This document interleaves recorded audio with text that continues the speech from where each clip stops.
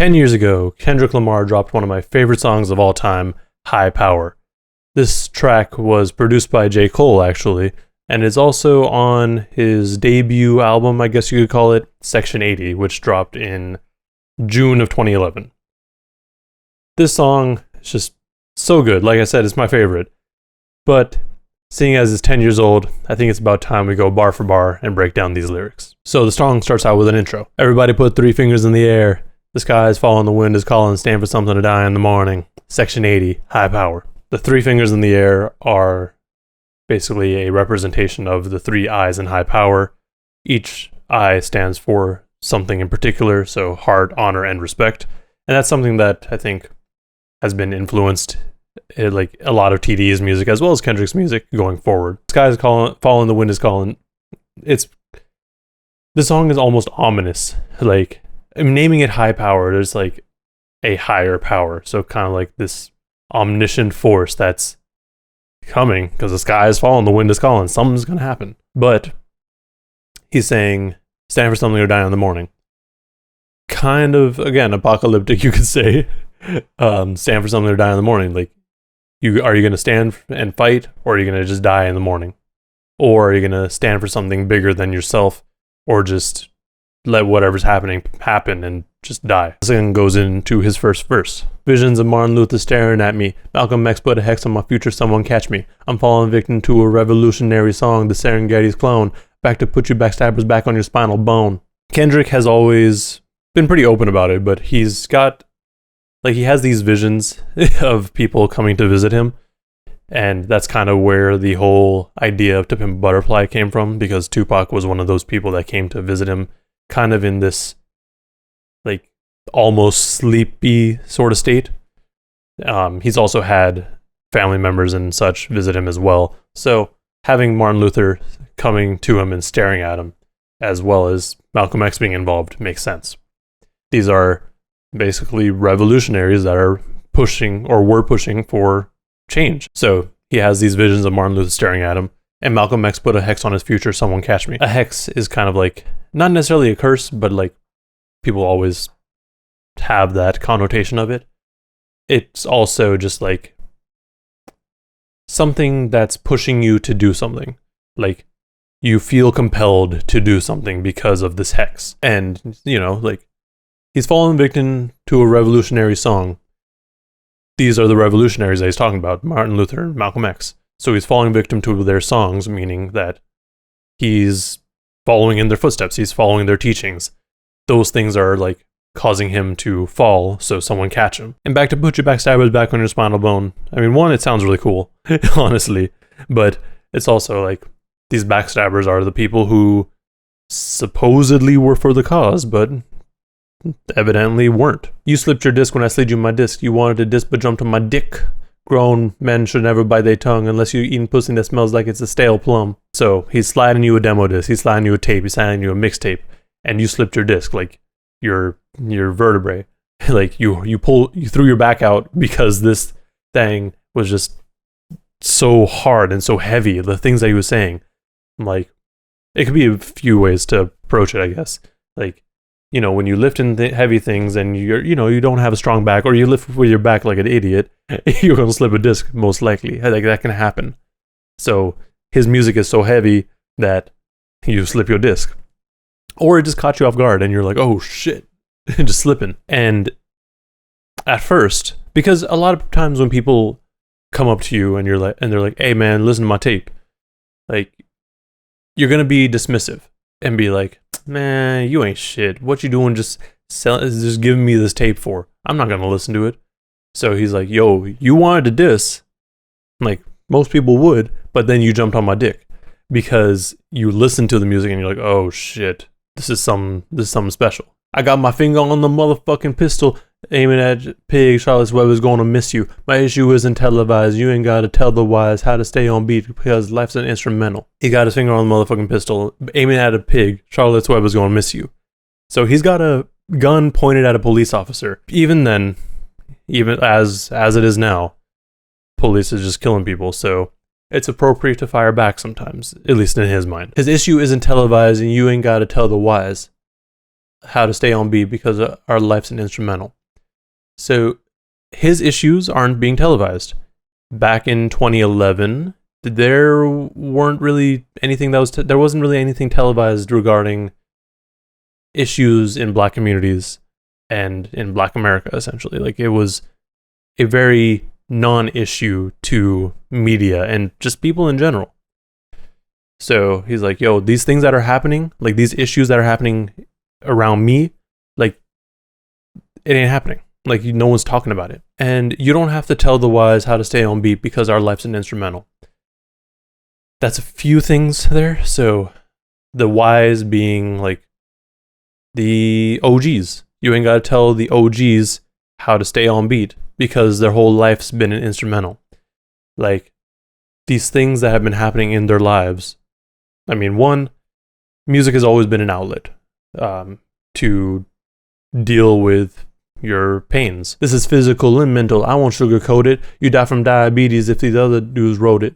And everything on TV just a figment of imagination. I don't want a plastic nation, dread that like a Haitian. While you motherfuckers waiting, I'd be off the slave ship, building pyramids, write my own hieroglyphs. This is physical and mental. So this struggle, this fight, these issues are both physical and mental. Like, these are issues that you can physically see people dealing with. Like, people are physically dealing with these issues. And, like, if we're going off of, like, the mistreatment of Black people, because he mentioned Martin Luther and Malcolm X, like, people are physically getting beat. But it's also mental because the people who aren't necessarily directly involved have to deal with this mentally. And even nowadays, like, especially in 2020, like last year, there was just a lot of issues, like, that people had to deal with on their own. Like, it's not, just because it's not being televised or because people aren't talking about it doesn't mean these things aren't being dealt with, or like people don't have to deal with these things. And he won't sugarcoat these things. Like, he's going to be very upfront about it. But you'll die from diabetes if everyone else wrote it because they're sugarcoating it so heavily. And everything on TV is just the figment of imagination. I mean, media controls everything that we hear, right? So even then, we don't hear about some issues that are being brought up unless you're listening to people like Kendrick. Back then, we probably didn't really pay too much attention to how the media operated. We were just like, okay, well, the media just talks about all these negative things that are happening in life, but don't talk about anything good. Which is still the case because that's what gets people attention, but that's something else. What he's saying here is that everything on TV is just a figment of imagination. Like, this is what they want you to see. Like, it's not necessarily what's exactly happening.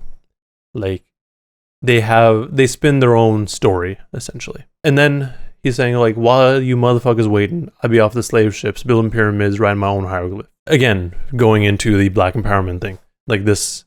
He's like, all right, well, while everyone else is just, sitting around doing nothing, at least in his mind, he's like, all right, I'm going to get off the slave ship, build my own pyramids, and write my own hieroglyphs. He's going to basically create his own lane or society, whatever he needs to do to further this, like what he wants to do. This then goes into the chorus. Just call this shit high power. Nothing less than high power. 5-star dishes, food for thought, bitches. I mean, the shit is Huey Newton goes stupid. You can't resist his high power. Throw your hands up for high power.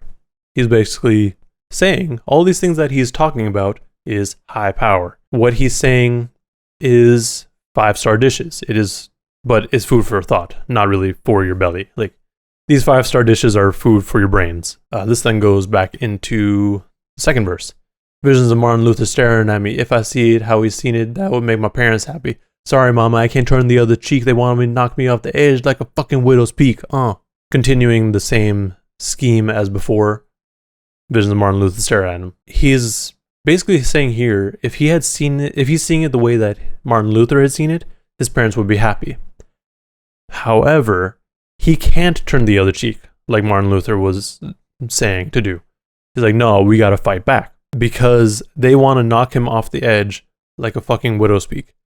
So they're pushing him closer and closer to the edge to where he'll either jump off and die, or he's going to go crazy. Like, he's just going to pop off, essentially. Like, there's so much pressure and stress and anger that had built up. Like, he's just about to blow, essentially. And she always told me, pray for the weak. The demons got me. I ain't prayed in some weeks. Dear Lord, come save me. The devil's working hard. He probably clocking double shifts on all of his jobs. And so he's basically saying his mom told him to pray for the weak. But the demons got him, and he ain't prayed in some weeks. So the demons here could be the demons that are making him want to be more aggressive and fight back, basically going against what Martin Luther wanted. And these demons are just, pushing him to do something. But he's going to keep trying to fight back, it seems like. He's asking for the Lord to save him. But these demons, they pushing him. They really pushing him because they've been working double shifts. Like, bruh. They working overtime to push him over the edge. Frightening. So fucking frightening. Enough to drive a man insane. I need a license to kill.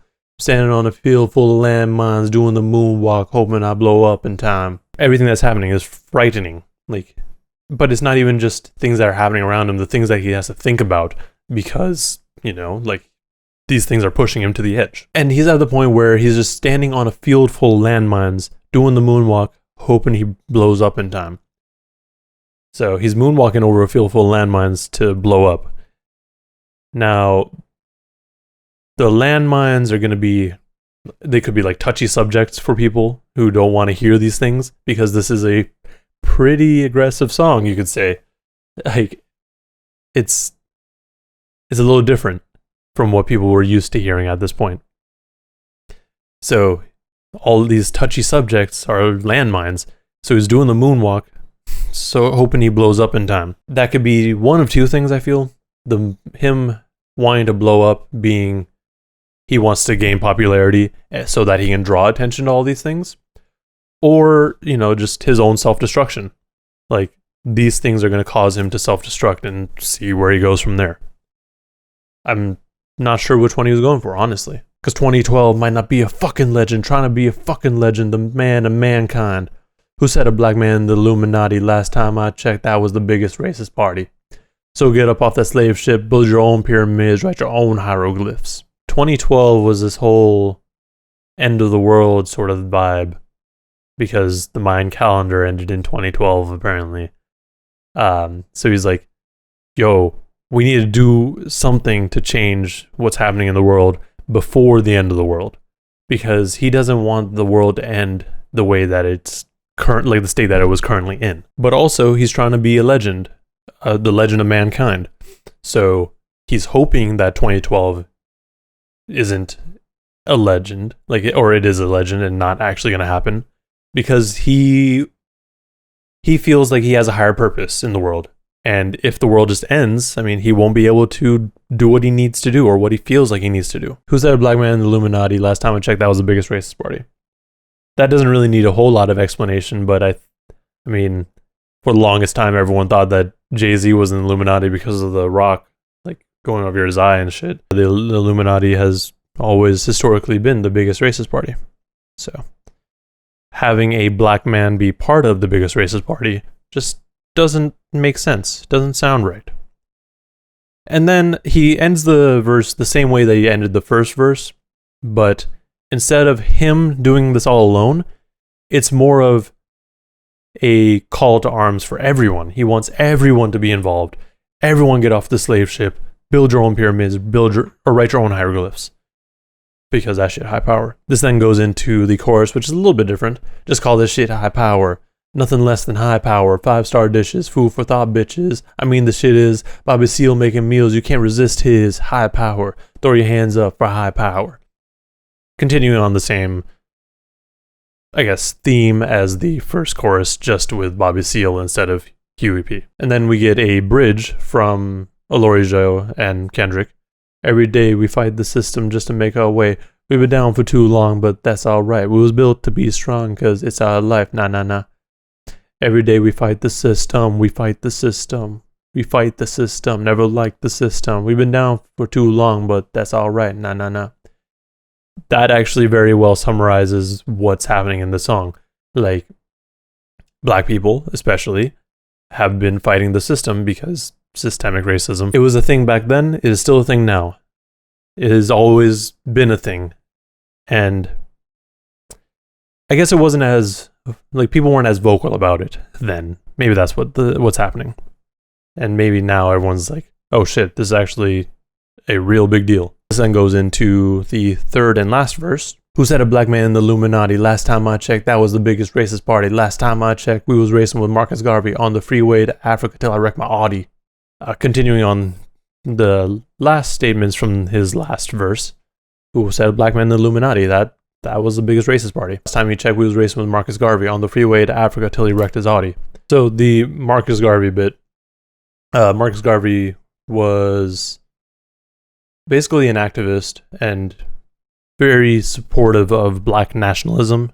He was from Jamaica, and one of his things was to, I guess, unify Africa, like all the communities within Africa as one African community. He also founded the Negro Improvement Association and African Communities League, but once he became a big enough issue for the government, he was deported to Jamaica and essentially silenced. So what Kendrick is saying here is he was on the freeway to Africa, like they were trying to like basically put everything together, like unite everyone, and then there was a crash, like something stopped them. And I want everybody to view my autopsy so you can see exactly where the government has shot me. No conspiracy, my fate is inevitable. They play musical chairs once I'm on the pedestal. So he wants everyone to view his autopsy so you can see exactly where the government has shot him. That's kinda talking about how when Emmett Till was murdered, they had an open casket so that everyone can see what had happened. Later on in the song, he mentions Fred Hampton, who was directly influenced by that event as well. And then, you know, if you've watched Judas and the Black Messiah, you know where that goes. But he wants everyone to see how he died. He doesn't want anyone to cover it up. He doesn't want any conspiracies. He wants it to just be like, no, this is what happened. And he's saying no conspiracy, his fate is inevitable. That's very ominous. And honestly, ever since I heard that, I was like scared for him. But his fate is inevitable because he is a black man in the United States. And at this time, he was still in Compton, I believe. So, you know, there is a possibility that he could have gotten shot by the police or the government. And because he's saying these sorts of things, he's like, yo, the government might be coming after me. Frightening, so fucking frightening. Enough to drive a man insane, a woman insane. The reason Lauryn Hill don't sing or Kurt Cobain loaded that clip and then said bang. Continuing the frightening things. Yeah, the thought that the government will come and kill you because of what you're saying is frightening, for sure. I don't blame him. And it's enough to drive a man insane, a woman insane, kind of following the last time he said frightening, so fucking frightening. I guess he's saying these things that make you go insane are enough, like, synonymous with the reason why Lauryn Hill doesn't sing, or why Kurt Cobain may have killed himself. The drama it brings is crazy. The product of the late 80s, trying to stay above water. That's why we shun the Navy. Pull your guns and play me. Let's set it off. Cause a riot, throw a Molotov. They're all trying to stay above water. Not just him, but people in general. And that's why they shun the Navy. That was, to me, more of just a play on words than anything deeper than that. Because the Navy is so synonymous with water and being in the water. So they're trying to stay above that. Pull your guns and play me, let's set it off, cause a riot, throw a Molotov. He's talking to people who are basically trying to keep him down, you could say. Like, he wants them to pull their guns and play him. Like, yo, just do it. Like, we'll just cause a riot and throw a Molotov. Even if you do these things, like, they're not going to stop pushing for change and pushing for just things to be right, really. Somebody told me them pirates had got lost because we've been off them slave ships, got our own pyramids, write our own hieroglyphs. Don't know if he's talking about pirates, actual pirates, but in my mind, he's talking about the pirates that came to Africa and stole people from their own land and brought them over as slaves. Like, maybe they just happened to be there. Or he's going off of his previous endings for his verses where he's like, get off that slave ship, build your own pyramids, write your own hieroglyphs.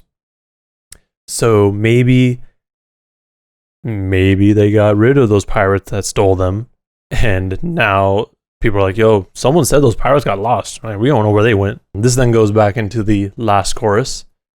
Just call that shit high power. Yeah, nothing less than high power. 5-star dishes, food for thought, bitches. I mean, the shit is Fred Hampton on your campus. You can't resist his high power. Throw your hands up for high power. The Fred Hampton line, like I mentioned earlier, is probably because of the open casket of Emmett Till. At least that's my thoughts on that. And that's the song. 10 years later, like really digging into the lyrics, you start to realize that Kendrick has always kind of been like this. Like, people assume that he was, I guess, like he wasn't talking about this stuff necessarily until To Pimp a Butterfly. And To Pimp a Butterfly is a very, I guess, black album. Like, it is very rooted in that culture. Like, that's why there's so much jazz influence and like there's so many different aspects of it. But he's kind of always had that in him. It just wasn't necessarily obvious.